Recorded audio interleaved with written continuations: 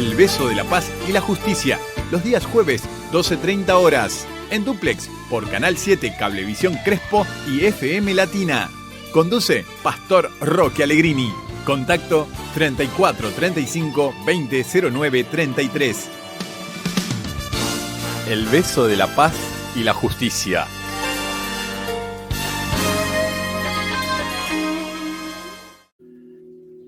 La mirada de los ciudadanos generalmente pasa por su propia nación. Estamos en tiempo previo en este país a vivir nuevas elecciones, la segunda etapa de ellas, y habrá definiciones seguramente. En la historia de la humanidad podemos comprobar que el hombre siempre procura saber de antemano qué le va a venir, cuál será su futuro. Y pareciera ser que los gobernantes no escapan a esto. ¿Cómo me va a ir? Si alcanzo a ser gobernador, presidente, intendente, ¿cómo me va a ir?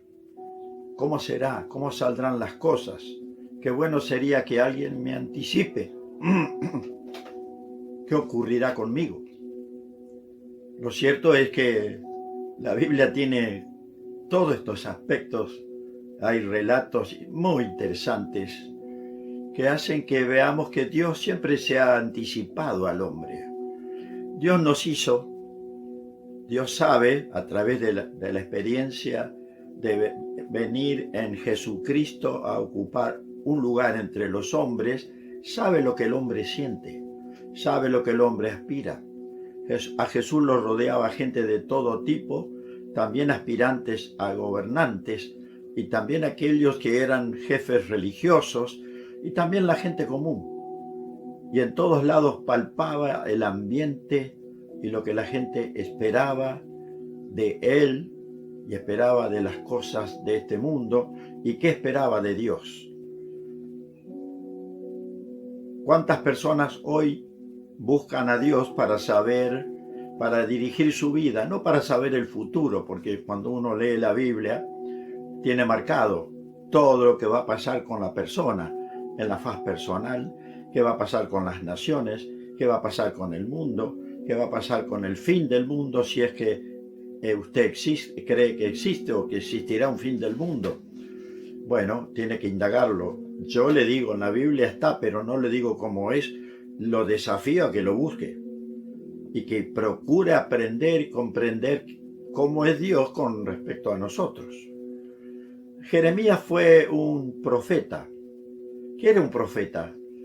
Y alguien generalmente del vulgo, o sea, del común, del pueblo, que no se distinguía por ser aspirante a gobernar ni a dirigir nada, pero que Dios le hablaba de golpe y le decía: Jeremías, tengo un trabajo para ti. Y las personas, de acuerdo al relato bíblico, se sorprendían y generalmente había de entrada una especie de rechazo. Pero Señor, mírame, yo no valgo nada, no tengo nada, no soy un peón, soy una persona común del pueblo, no. Y bueno, pero Dios lo convencía y le decía: cuando vos hables, te vas a dar cuenta que lo que digas va a afectar a la gente. Y así fue con Jeremías. La gente lo escuchaba y se daba cuenta que era parte de Dios lo que él decía, pero generalmente la gente evitaba obedecer. Usted dirá: ¿cómo puede ser que alguien hable y diga palabra dentro del pueblo de Dios, de parte de Dios, y la gente mira para el otro lado? Es muy normal, lo estamos viviendo todos los días. Los cristianos, entre comillas, que vivimos en Argentina, sabemos cómo tenemos que vivir. Sin embargo, muchos cristianos aceptan las condiciones de este mundo y aceptan vivir en condiciones deshonestas, para decirlo rápido. Es decir, ¿qué es deshonesto? Vivir sin trabajar, vivir sin hacer lo que corresponde como Dios manda, ganarse el pan con el sudor de la frente. Esto es lo que Dios estableció cuando el hombre pecó y se apartó de Dios. Bueno, esa regla sigue intacta. De acuerdo a la palabra de Dios, la honestidad pasa porque el hombre gane su propio sustento. Bien, estaba hablando de Jeremías, ¿verdad? Jeremías fue un hombre común, pero con una misión muy importante. Y le voy a leer algunos textos que está en capítulo 10 del libro de Jeremías. Le dice a la nación de Israel: no te comportes como las otras naciones que tratan de leer el futuro en las estrellas. No tengas temor de sus predicciones, aun cuando otras naciones se aterren por ellas. Qué interesante, ¿no? Por eso digo que Dios nos conoce, Dios conoce al ser humano mucho más allá de lo que nosotros pensamos. Y es verdad, trasciende, se escuchan rumores, salen palabras de que hay determinadas personas que son agoreros, que van y reciben palabra, reciben un pago para darle una respuesta a un presidente, a un gobernador de un país, de alguna provincia, de algún sitio del mundo, porque el hombre necesita saber cómo le va a ir. Tiene su plan, pero quiere saber cómo va a resultar. Y dentro del plan, como vemos, lamentablemente, incluyen muchas veces cómo atender sus pretensiones personales. Una vez que llegué al gobierno, tengo que ganar lo suficiente como para vivir perfectamente el resto de mi vida. O sea, el gobierno es un medio de riqueza para mucha gente, ¿no? Bueno, en la época de Jeremías era igual. No había diferencia. La diferencia tal vez resida en que en determinado momento de la vida de Jeremías apareció un gran ejército que rodeó la ciudad de Jerusalén y que amenazaba con destruirla, cosa que después va a ocurrir. Y en el libro de Jeremías, Jeremías lo menciona. Va a ocurrir. El ejército invasor va a romper una parte de la muralla, va a comenzar a meter soldados por allí, eso es lo que se llama brecha, y el ejército entra en la ciudad y comienza la destrucción, la matanza generalizada. Y parece que esto no debería haber sido tan fácil, pero después de bastante tiempo, un par de años de agobio y de asedio, la comida en la ciudad estaba ya escaseando, prácticamente no había. Se habla de que había también gente que comía seres humanos que morían y comían para lograr sobrevivir. Bueno, esto ha ocurrido muchas veces en la historia, pero es triste llegar a vivirlo, llegar a experimentarlo, al ver la dureza y el estado de desobediencia de un pueblo respecto a Dios.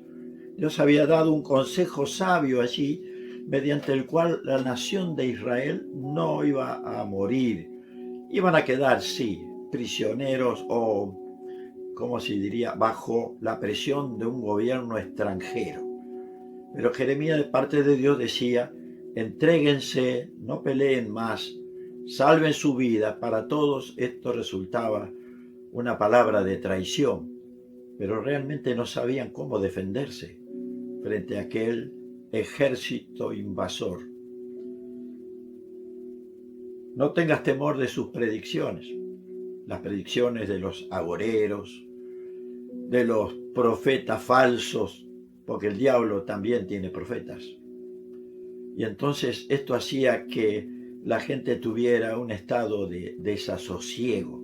El mismo rey, que se entera de lo que está haciendo Jeremías, y van, le chamullan, como decimos acá, los consejeros le dicen: mirá lo que está haciendo Jeremías, tiene que ir a la cárcel. Bueno, métanlo en la cárcel. Pero después viene un esclavo que viene y le dice: rey, la condición en que está ese hombre Jeremías, que es un profeta de Dios, es lamentable, se va a morir donde le han puesto. permíteme, dame permiso para sacarlo y que salve su vida. Y aquel rey, a solas con ese esclavo, dice, hacelo.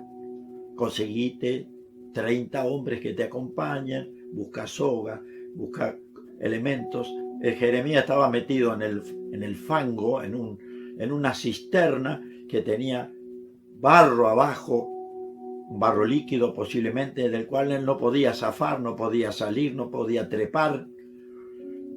Y sus días eran de agonía hacia adentro. Bueno, le tiran una cuerda, le dicen, estaba su cuerpo ya, cuando está mucho tiempo uno en el agua, queda la piel toda arrugada, se desprende la piel, es peligroso. Aquel esclavo era sabio, le tira trapo, le dice, ponételo debajo de los sobacos, ponete la soga allí, te vamos a sacar. Y lo sacan de aquel lugar. Jeremías, un hombre de Dios, que estaba luchando contra el mal, el pecado que reinaba en esa ciudad. Nadie quería abandonarlo y se hacían fuerte mirando el ejército extranjero rodeando la ciudad, pero se hacían fuerte porque estaban debajo de esa muralla, detrás de esa muralla. Qué bueno es que esa muralla sea Dios, ¿no? Ellos no confiaban en Dios y todo lo que vivían se los había dado Dios. Más adelante dice, yo sé, Señor, que nuestra vida no nos pertenece. No somos capaces de planear nuestro propio destino. Me llamó mucho la atención esta palabra. No somos capaces de planear nuestro futuro, nuestro destino. Si usted tiene una Biblia, busque el versículo 23 del capítulo 10 de Jeremías. No somos capaces de planear nuestro destino. No sé si a usted le parece que estamos pasando algo así en Argentina. No ser capaces de planear el futuro. Usted habla con un partido político y le va a negar esto. Habla con el otro y también le va a negar. Habla con un tercero y también le va a negar y va a decir, no, no es así. Lo cierto es que el resultado de los hechos de los hombres siempre queda a la vista. Hemos obrado mal, hemos actuado deshonestamente. La realidad de la nación, del pueblo, pasa a ser una realidad triste, incorrecta, mala, de pobreza.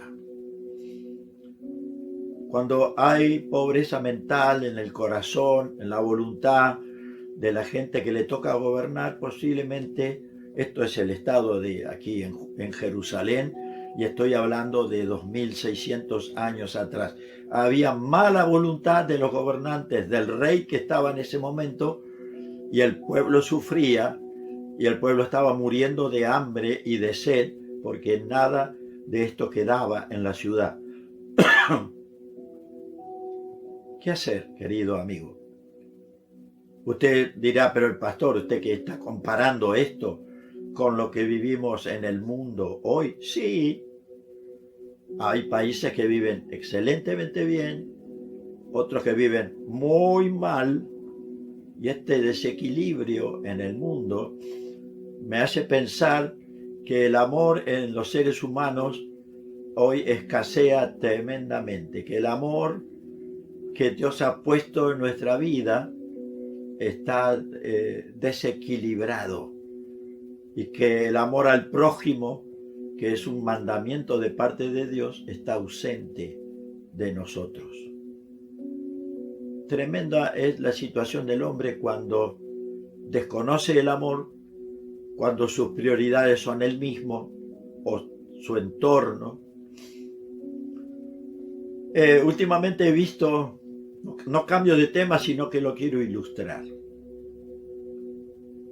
Hay un grupo, hay un programa en internet que le permite a uno ver, y la gente colma de escenas de animales, de cómo trabaja una víbora, de cómo trabaja un león, Pero lo que me llama la atención siempre es que cuando un animal es presentado y presentan sus cachorros, el animal en su instinto mantiene la defensa de sus cachorros. Y cuando veo el mundo y digo, bueno, si los animales no renuncian a la defensa de sus cachorros, lo siguen defendiendo como lo defendieron siempre, hablemos de cachorros en los animales, hablemos de pichones, si siempre los animales tuvieron esa actitud de defensa, y está esa frase respecto a la gallina, ¿no? Que la gallina que tiene sus pollitos allí sueltos tiene esa capacidad de abrir sus alas y abrigar a sus pollitos cuando son pequeños. Es decir, en el instinto está en el animal cuidar a su cría. Y miro al hombre, ¿no? Y tanta agresión que hay contra los niños hoy, estamos perdiendo la capacidad de defender a nuestros niños. ¿No lo ha pensado usted? Y usted dirá, no, pastor, no se meta conmigo, mire que yo llevo a mis hijos a la escuela, los llevo, los traigo, los llevo a los clubes para que practiquen, para que tengan un deporte, les permito hacer reuniones de amigos. Bueno, sí, hay gente que cuida mucho a sus hijos de esa manera. Pero la agresión hoy a nuestros niños está en la parte mental, en la información que se le llega, que se le presenta, que se le obliga a estudiar. Y entonces, cuando la familia no cumple ese rol de protección, yo entiendo perfectamente hoy que la mujer tiene que salir a trabajar. Si no, no alcanza el dinero. Tiene que ayudar a su esposo. Esto es una realidad que ojalá no fuera así. Ojalá que todo varón, todo hombre se preparara, entendiera cómo es la vida, se preparara lo suficientemente bien en su juventud para tener un trabajo que le permita tener los ingresos suficientes para que su esposa esté en su casa. Y si hay hijos, que la esposa esté allí, que haga el papel de esposa con el esposo, que haga el papel de madre con los hijos, que los acompañe, que los alimente, que les cuide la salud, que el esposo venga y forme esa pareja que defiende la casa, defiende el hogar, defiende a los niños, y hay una atención, y hay una charla, y hay un intercambio entre el padre, los hijos, la madre, los hijos, el padre con la madre. Y no hay este problema que plantea Jeremías, que acabo de leer, ¿no es cierto? No somos capaces de planear nuestro propio destino. Claro, el entorno que veía Jeremías era tan malo, era tan grave el peligro que había, que él saca esta conclusión. Nuestro destino no depende de nosotros, depende de un ejército que está allí afuera, que si rompe nuestros muros se nos mete y chau nación, chau ciudad, chau rey, se acabó todo. El destino, mucha gente dice que se lo trabaja uno, en libertad sí, sin presiones, sin enemigos, sí. Pero cuando hay enemigos, cuando el dinero no alcanza, cuando la situación tiene su complejidad, ahí resulta más difícil decir, voy a planear esto. ¿Sabe que la iglesia cristiana en el mundo también sufre elementos así agresivos como sufre la humanidad entera, ¿no? Hay países donde los cristianos son perseguidos, son encarcelados, son asesinados por el solo hecho de creer en Jesús y tener una Biblia o tratar de tener una Biblia. Muchos no la tienen. Hay países donde la Biblia está prohibida. Y usted dirá, ¿qué de mal puede hacer una Biblia? ¿Qué de mal puede hacer una fe cristiana? ¿Qué de mal puede ser amar? Sin embargo, Hay países que ven en todo este sistema un gran peligro. Claro, uno tiene que ir a la historia y comprender que la llamada historia, entre comillas, de la iglesia cristiana no tuvo luces todo el camino. Ha tenido valles profundos, donde la iglesia humana, la parte humana de la iglesia, ha caído en lugares muy bajos. Dios tiene siempre un remanente, la palabra de Dios lo dice. La Biblia está llena de momentos de valles oscuros del pueblo de Dios. Dios sabe que esto pasa, pero también sabe que Él quiere, que Él ama a la iglesia y Él quiere rescatar al hombre del estado de pobreza espiritual. Acá está la clave, creo yo, como pastor lo digo y lo repito constantemente en este programa: no tener vida espiritual deshace nuestras defensas contra cualquier pecado, contra cualquier daño que se intente meter en nuestra vida. No tener vida espiritual deshace las defensas. Usted no tiene defensa contra el mal cuando no tiene vida espiritual. Usted piensa y quiere discernir lo que está pasando, quiere armarse de coraje, de valentía para luchar contra el mal que le rodea y descubre que no hay en usted el suficiente argumento. Y usted cae presa del miedo, del temor.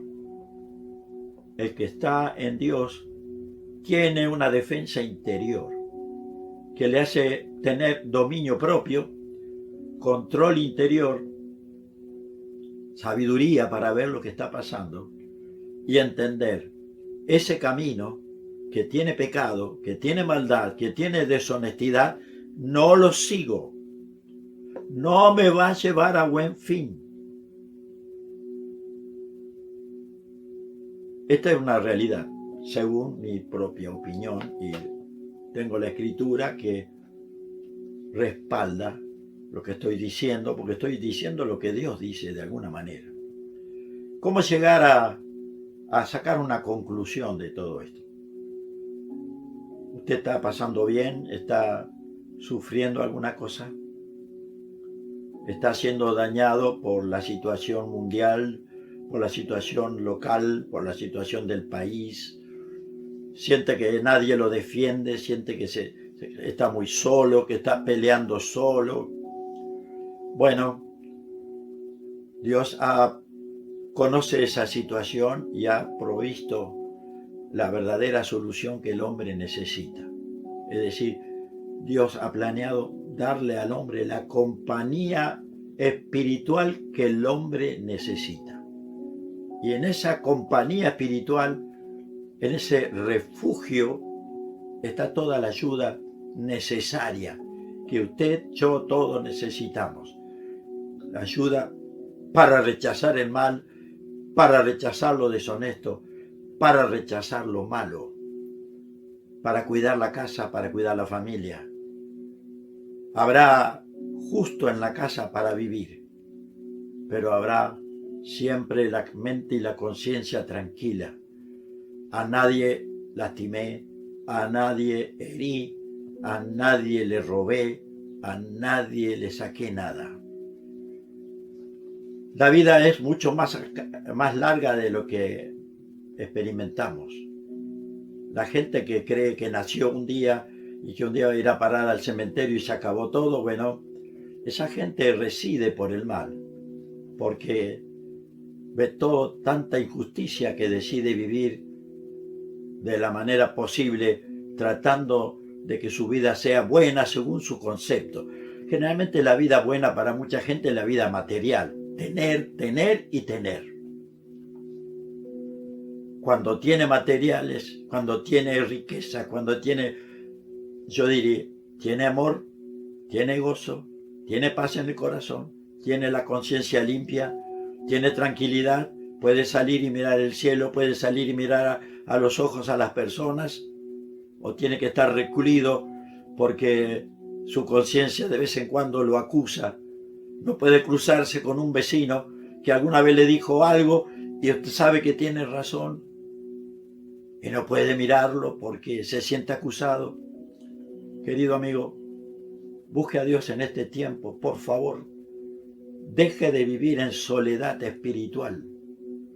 Dios es la ayuda espiritual que usted necesita, que toda mujer, que todo hombre, que todo joven necesita, que todo niño necesita, que todo anciano necesita.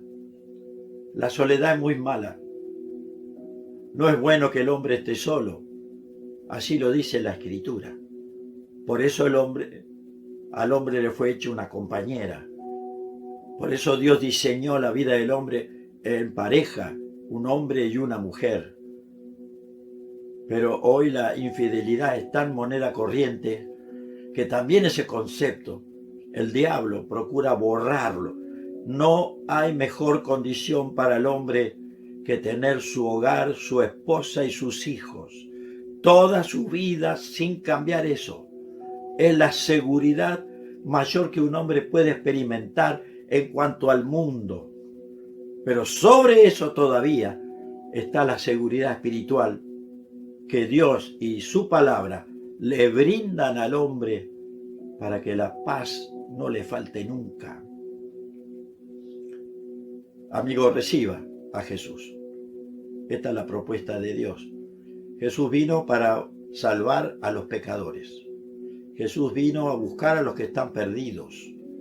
Jesús vino a dar su vida por aquellos que no le ven salida a su situación. Cuando el hombre recibe a Jesucristo en el corazón, su perspectiva, su cosmovisión, la visión de lo que le rodea, cambia absolutamente. Usted, yo, todos necesitamos al Creador, a Dios, al que nos ama y que dio a su Hijo para salvarnos. Yo quiero orar y acercarme a usted de esta manera y decirle, hablar con sus propias palabras, pero yo voy a hacer una oración que usted puede repetir o no, como usted quiera. Pero lo importante es que incorpore a Dios a su vida, o usted se incorpore a la vida de Dios. Padre Celestial, he hablado tu palabra. La situación mundial para algunos países es desesperante. La situación en Argentina no es buena, Señor. Pero no buscamos la solución en los hombres pasajeros, sino que buscamos la solución en ti. Jeremías decía que el hombre no sabe hacer su destino, porque él veía un pueblo alejado totalmente de Dios.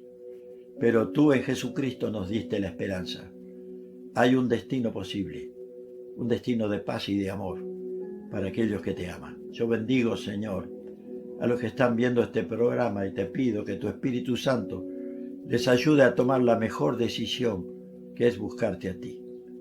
Te doy muchas gracias, Padre, y a ti sea todo honor y toda gloria. En el nombre de Jesús.